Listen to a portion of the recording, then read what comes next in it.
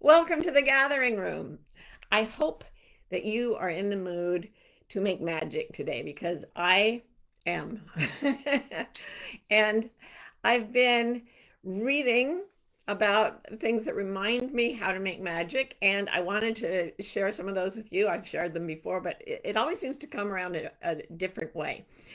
So, in another gathering room, I talked about a book by Suzanne Eder, E Eder, called What You Want Wants You. After I did that, our questioning, a lot of you sent in questions, where can I get this book? Well, you couldn't because it hadn't been published yet. I got to see it ahead of time. Now it's been published, and I just reread it. And well, I re-listened to it, so I can't hold you up a copy, but it's really good. And Ro is going to put um, the name of it, What You Want Wants You, and Suzanne Eder, the author, in the comments, I think. Is that right? Yeah. So you can get this book. And I really, really highly recommend it. It's one of those books that as I read it, my muscles unclench and I relax. And it's, I love the way she goes at it. She has a lot of sort of new age sentiments in there, but she's also really smart and really logical. She was an accountant who is now a new age author. And that combination sits really well with me because she makes the math work and she accesses the magic. And her basic premise is really interesting to me because it's kind of countercultural. Suzanne thinks that sort of the royal road to our best lives and our destiny and our souls is desire. So we have a view of desire. I was going to call this gathering room the magic of desire, but I was bouncing it off people and they were like, no, that just sounds like sex. And we think of desire as being sexual. We associate it with selfishness, with depravity, almost with base desire. That's nothing but base desire. And what Eder says is that that's a misinterpretation of real desire. And what she says real desire is an expression of the one soul that is the basic ground of being for all of us. So Nisargadatta Maharaj, my favorite yogi, talks about how we are all like beautiful objects made of gold, but what we are is just gold.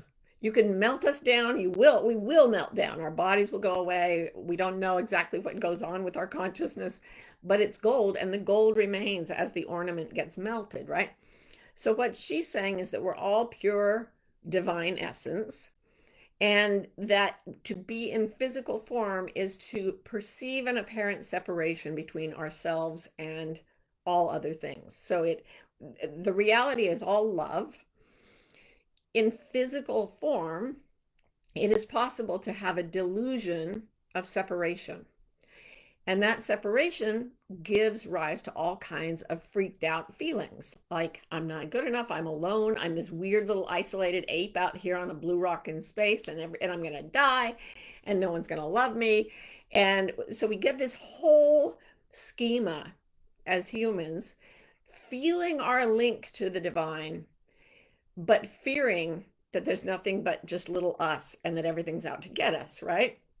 So what Eder says is you can have base desires, but if you have a base desire, if it's desire for something bad, it will be based on something that is unkind to yourself. So this is really, when I say how to spark magic, this is how you do it. And I've been talking about this a lot because it's part of my whole thing about getting over anxiety. It is absolutely pivotal. Kindness to the self is the ground of all magic, because what I'm calling magic is actually divine essence, and divine essence is purest when we are kind. When we are not kind to ourselves and we say, I suck and everybody hates me, the divine essence in us says, untrue, untrue. And we experience that message as pain, because pain is the most benevolent way to get our attention and make us want to go away from that. It's a very compassionate way to steer us back into what's true, which is, oh, I am part of divine essence, experiencing the world in this unique physical way for the benefit of all being. and for the expansion of joy. And what I am is innately 100% good. So, um, Eda says, and here's a quote that I'm going to read from for you: what you genuinely want to express, experience, and create is what the world most benefits in receiving from you or experiencing with you. So when you get in touch with what you genuinely want to express, experience, or create, everything benefits and everything works with you and for you. And it does look like magic. And she mentions a case that I've also brought up because I know this person, Anita Morjani, the Indian woman. She was born in Hong Kong, but she's of East Asian descent. And she had horrible fear of cancer her whole life. Her father died of cancer. Her friend died of cancer. She was terrified of cancer. She got cancer. And she fought it with everything. She fought it with, positive visualization. And she did it with the law of attraction. She did it with herbs. And she did it with treatments. And she did it with Western medicine. She did it with surgery. She did everything she could. The cancer ravaged her body. She went into her final coma, apparently went unconscious, actually had a near death experience where she ran into her father and her friend, and got a very different concept of herself as being all, a microcosmic aspect of the whole universe blended with the universe. And she was told, you need to go back down and finish your mission. And she said, okay, what body shall I use? And they were like, that one will do fine. And she was like, no, it's 85 pounds and it's riddled with tumors. And they said, no, now you know it'll be fine. So she came back into her body, and within hours, the tumors started melting. And 9 days later, she was cancer free after years of battling. And it's because her desire to be free, this is what Eder says, her desire to be free and your desire to have whatever you want, to be free from the cancer, was based on fear. And the fear belief, oh my God, I'm nothing but suffering. Death is the end of existence. I can't stand it. I'm so scared. That was not the genuine desire underneath. The real desire was, I desire to understand that I am deathless. I desire to understand that I am not this little human being. I desire a full understanding of my own divinity within this physical body. That was her deeper desire, what Eder would say. And so she came in, no obstacle to believing in that desire, nothing but joy and sort of confidence in her belief system at that point. So I was thinking about this and how one of the most interesting things that ever happened to me as a coach was when I went to the methadone clinic in Phoenix to work with heroin addicts, homeless heroin addicts. And I'd have all these little life coachy things like, what do you really want? What do you hope will happen? What's your ideal day? And they always said, what do you want? Heroin. What do you enjoy? Heroin. What's your ideal day? Being on heroin. Like that's all they wanted. And yet, when I would do like muscle testing with them, and the body likes to tell the truth, so the muscles go weak when we lie. When I had them say, I really want heroin, or I really like being high on heroin, their whole bodies would go weak the way the body does when we lie. I believe that what they really wanted was something that feels something like being on opiates, and that is enlightenment. The full expression of the divine self in a human body brings bliss, it brings a freedom from fear, it brings a sense of aliveness in the body, it brings complete relaxation. All of those things can happen if we develop spiritually to the point where we can drop the parts of ourselves that believe in the separation, right? Where we can drop our illusions. So what they really wanted was enlightenment. And it just got diverted into heroin, but the heroin was causing them enormous suffering to say to them, you're close, but steer it a different way. You can get this feeling a different way. Look and see what's happening. See what's causing pain. See what's causing joy. Go for the joy. Stay away from the pain. But don't give up on the thought that you can have this feeling of complete freedom and release and joy. Okay, so take it from that extreme case to something much more mundane.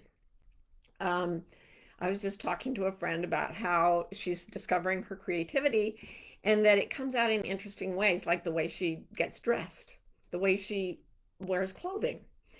And I thought, you can get dressed out of a fear of looking bad, like do I like fat in this? I'm going to wear horizontal, I'm never going to wear horizontal stripes. I'm going to wear this because um, Jane gave it to me for my birthday, and she'll be mad if I don't wear it. There are reasons to get dressed to cover the self and to present to try to be better than you think you are. But if you already think that you are the divine in this human body with a fully developed sense of expression that could come out in something like making a planet, then how would you get dressed? If you had no fear that you weren't good enough, if you had no lack of confidence and no particular attachment to this physical form, just the joy of occupying it. So you could get dressed for success based on the instructions of a bunch of style editors who would say, don't wear this after Labor Day, people will laugh at you. Or, and that would be the wrong reason to get dressed beautifully, or you could get dressed beautifully because it's a genuine self-expression of desire to show beauty in the way you're clothed.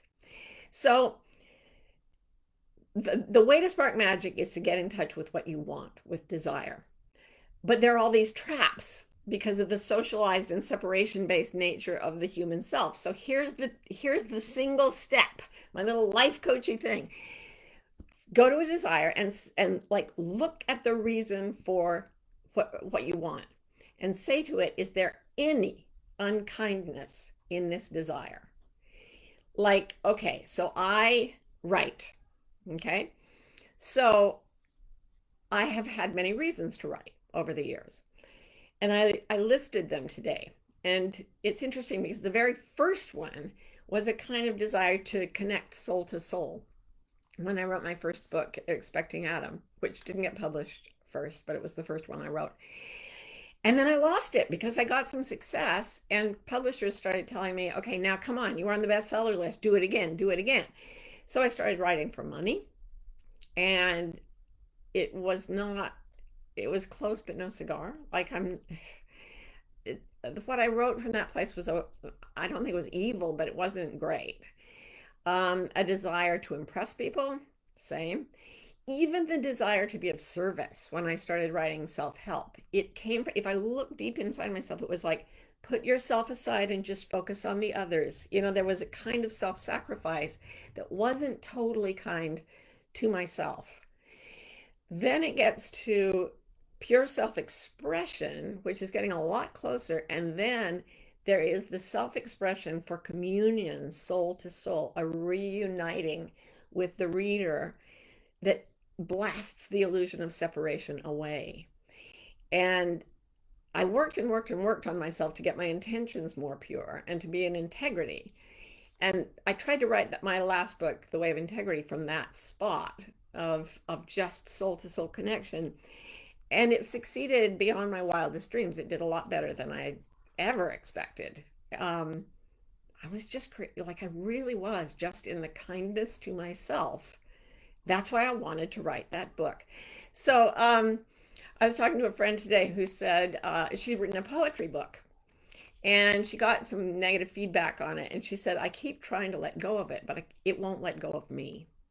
And that's another thing. If you have a desire that you've pushed aside and you can't fulfill it, it won't come true, you can't manifest it, all the new age stuff makes you crazy because you think you're sending out the wrong vibes, trust that what you want is wanting you and it's not letting go of you. Like, you can't quit on your destiny. Why can't I quit you, destiny? So I want to read another quote from What You Want Wants You by Suzanne Eder before I open to questions.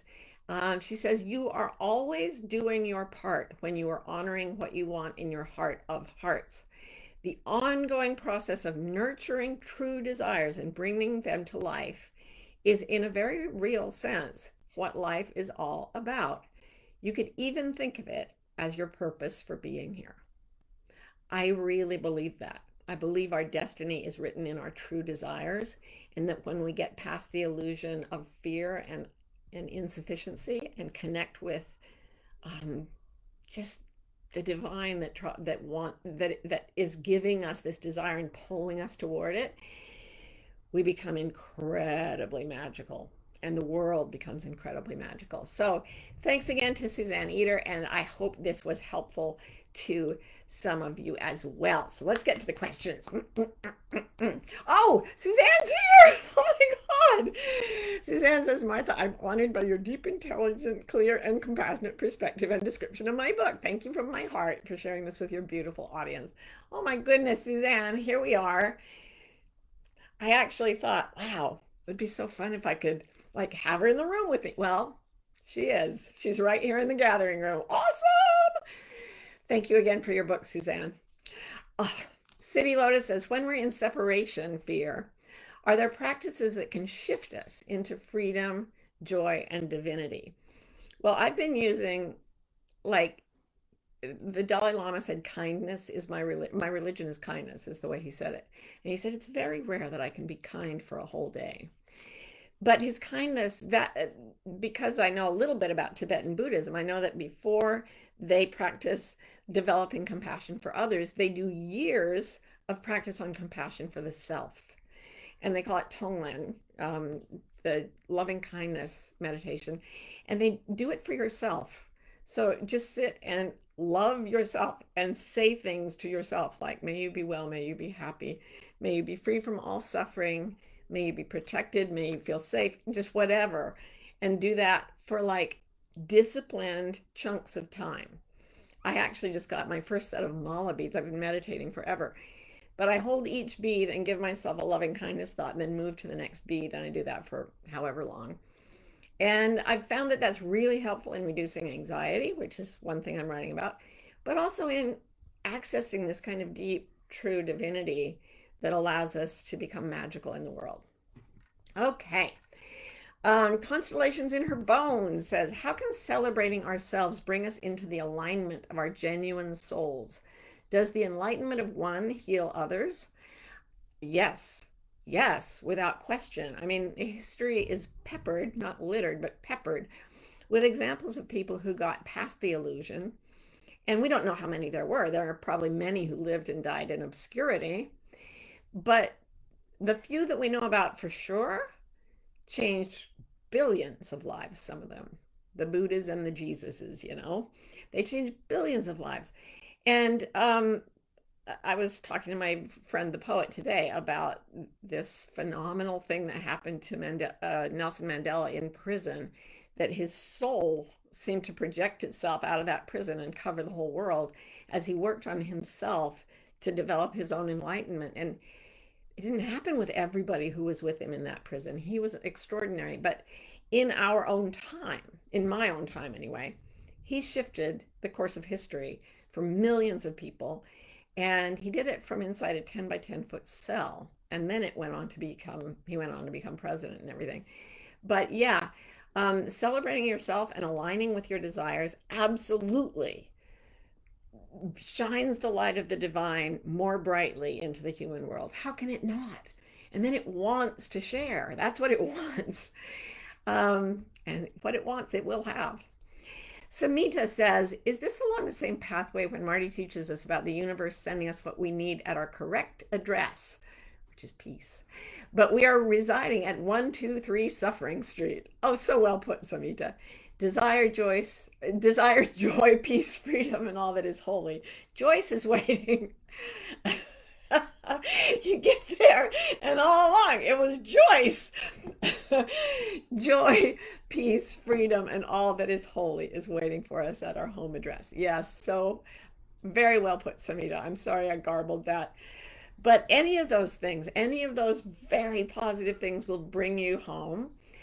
And every bit of suffering is trying to tell you, this isn't it, honey. Go a different direction. It's all loving information, all of it, even the suffering is loving information trying to get us home where it can say, all right, now watch everything you ever wanted. Pow. Yay. Here we go. So thank you, Samita, for that lovely, lovely comment. Stephen says, I understand this generally, but how do we do this when the desire is a specific person who, because of free will, may not have the same desire?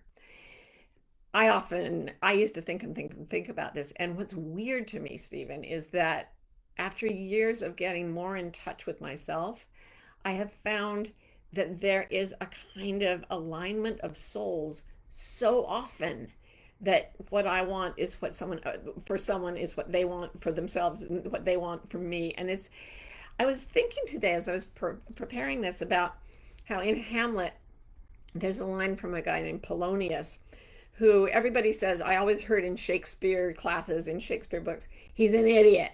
He's there as a comic relief. But they can never tell me why he's an idiot. I think he's kind of a life coach in a Shakespeare play. And one of the things he said that people told me was stupid, but I can't figure out why, is this. This above all, to thine own self be true, and it must follow as the night the day, thou canst not then be false to any man. And I thought, why do people call that stupid? It's brilliant. If you're being absolutely true to yourself and your true self is love, there's no way. And if you're completely honest, how are you going to be deceptive to somebody else? What is most truly yourself is most true for others too. And I decided that it was the same people at Harvard who told me that Shakespeare lost his mind and was senile when he wrote his later plays because magic and forgiveness play such a deep role in those plays. And the tragedies, he had it right in the tragedies. Okay, all of this just to say, to thine own self be true, and it must follow thou canst not then be false to any man. If we accept the basic premise of Suzanne's book, which I do accept, that we're all part of the same divine love, then being truly that tends to move in harmony with other people who are truly in themselves.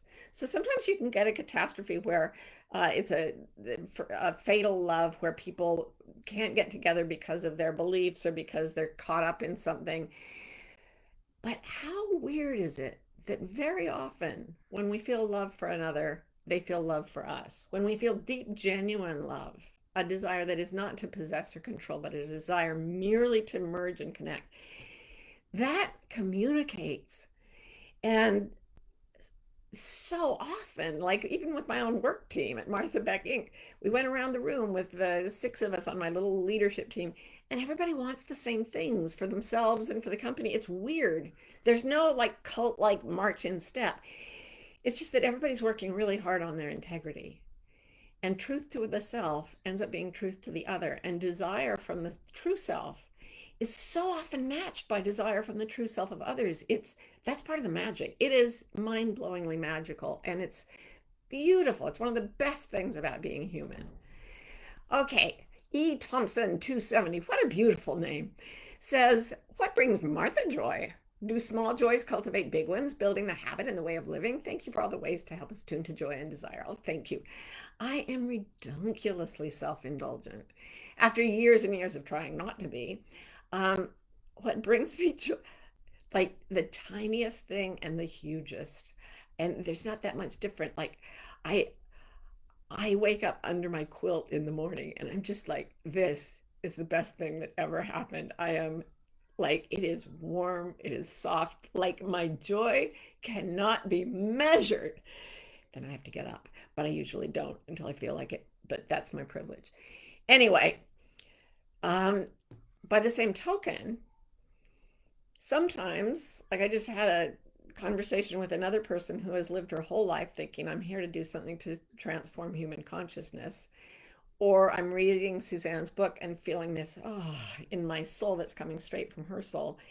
And I think to myself, wouldn't it be great if we could totally transform human consciousness, end war, stop destroying the planet, bring species back from the brink of extinction, love all children, never hurt anybody?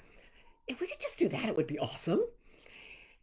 And the thought of that is also extremely joyful, but it's not that different from enjoying being in my quilts when I get up. There's just one joy that is present in so many things, and it wants to express itself.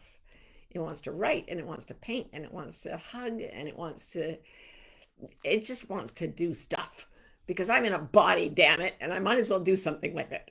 And it brings me joy. And most of all, other beings bring me joy, and you're among those. And my beloveds are number one. Everything's number one. Okay, Marin Murray says, question, do your true desires change over a lifetime, or do we have only one true desire? I think it's almost like a symphony where there's a continuous sort of bass line of our particular personality in this particular life form. And within that, there are infinite variations. Some of them take years to manifest, some of them take seconds, some of them take hours. So there's always sort of the river running the same direction, but then there are all these little eddies and things that happen within the flow of that river moment to moment. So there's a consistency, and there's also infinite variation. And in fact, that's the mathematics of the physical universe, fractal geometry, and the mathematics of chaos. That's what they create. It's called pattern disorder. Similar gorgeous patterns repeated over and over in physical forms, but never the same way twice, like snowflakes. Every one a hexagon, none of the same design. It's magnificent. Jessica says, how do we differentiate between cultural unkindness and true unkindness that would offend our soul? Easy, it hurts. You go inside and you say, why am I doing this? Why do I want this? Because I hate myself and I want to feel like a bigger person. Okay, that's unkind. Why do I want this? Because I never want to die, I'm afraid. That's not kind. Why do I want this? I don't know. It just feels amazing. Kindness, that'll work. It's just pain versus joy, freedom versus captivity. It's really clear when you start tuning into it and you get free of some of the illusions. Donna says, how can we listen and honor our fears and remain kind when the fear is irrational? You love the one who is afraid, while understanding that there is another perspective, because no fear is an ultimate truth. Fear doesn't enter into the ultimate truth. If you can't be destroyed and there's nothing about you but love, there's never anything to fear. But when fear comes, you give it a nice cuddle and you say, I'm so sorry you're feeling that way. You get to feel that way. I'm going to hold you, love you, understand where you came from, but I'm not going to obey you. You're not even real. As the Buddha said when all his demons came at him, you are illusion. And when he could see that, it would turn into a flower. And the flowers fell all around him during his big meditation before his enlightenment. And it was all about his fear.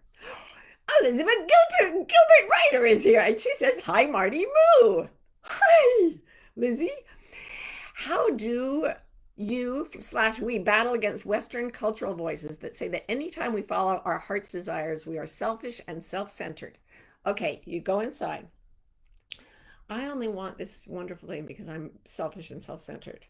Well, that's not kind. That's ridiculous. What if a voice inside you said, no, everything you want is for the good? And if it's something that's bad, immediately it will cause you suffering and you'll twist it a little away from the bad and toward the good. Like a 2-year-old, we're all like little 2-year-olds, our little Lila. There's absolutely nothing bad about her, right? Sometimes we have to say, okay, the reason you want chocolate is that you're hungry and that you love chocolate. And that's not bad. That's never bad. We do think you should have some veggies and some, delicious, nutritious dinner. And then by all means, we're going to give you chocolate. You are perfect. Never, ever will I say to that child, no matter how old she gets, you only want that because you're selfish. I just don't believe that. I don't believe that selfish can push through the truth of a human soul that isn't bound by fear. And she's not bound by fear. Her real self can't want anything evil or selfish. That is not possible to a being that is all beings. And Lizzie Lou, you are the absolute best example of someone who has received much and given even more. Like you, if you don't know Liz Gilbert and you haven't read her work, if you've been hiding under a rock, Things come to her because she shines toward everyone. She loves the world and the people of the world so much that money, fame, everything ends up flowing to her because she's this incredible connection to all of us, to the divine. And it's absolutely pure in her, her love for other beings. I can tell you, I would tell you if it were not so. Lizzie, you and Suzanne are here in the same place. You're just like a walking example of what you want wants you. Thank you for your question, Lizzie Lou. I have a couple more. I'm going a little over, but I'm all excited about this whole gathering room today.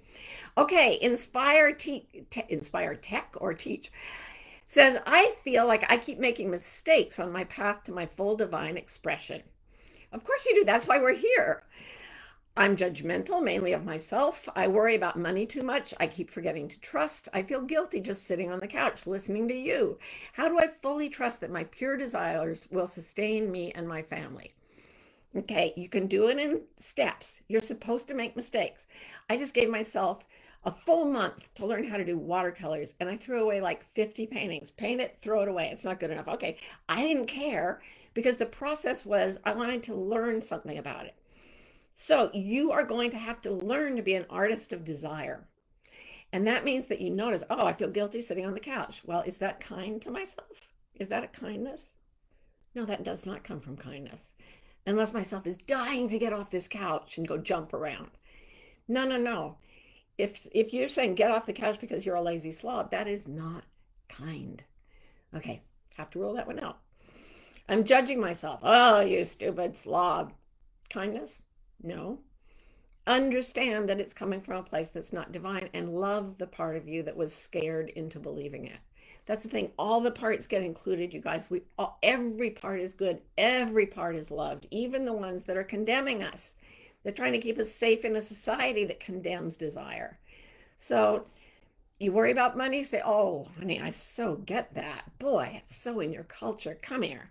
Come here and get a cuddle. And you wait until your desire for abundance is free from fear. And it'll take a long time. That's what it's about. That's why we're here. It's your purpose in life, as Suzanne tells us. Ah, beautiful. I mean, we could talk for hours about just that. So thanks for the question. Now, finally, Jacqueline says, hi, Marty. I'm in your current Wayfinder cohort. Yay! The Wayfinder Life Coach training. My question is, what if you feel distant from your desires, i.e., it's hard to tune in after years of challenges? How do you tune in? Well, you must have just started the Wayfinder training because that's what it's all about. You start first with your body, which is so sublime and divine that our culture condemns it as evil and disgusting. Your first clue that it's good. It will always tell you the truth, this sweet, innocent animal that you love. It has its desires, and they're allied with your soul's desires. And it's your mind and your culture that goes off beat, off the pace. So sit down, see where you're tired, where you're aching, where you're lonely, where you want to be warmer, where you want to move more, whatever. And see if you can love those parts of yourself and then the emotions that arise from them. I was just working with somebody today who got in touch with a desire that she'd pushed away. And she had to grieve the fact that she'd pushed it away. It is grievous that we've kept our desires far from us when they are our path to full expression of our own divinity and joy in this life and service to the world. Everybody should get Suzanne's book, What You Want Wants You. All of us are always making magic, whether we know it or not. And it's just, here we are just ready to practice and learn and get better and better. And we're all just one being doing it together. Isn't that amazing? That's how you spark magic. I love you all so much. See you again on the gathering room soon. Oh.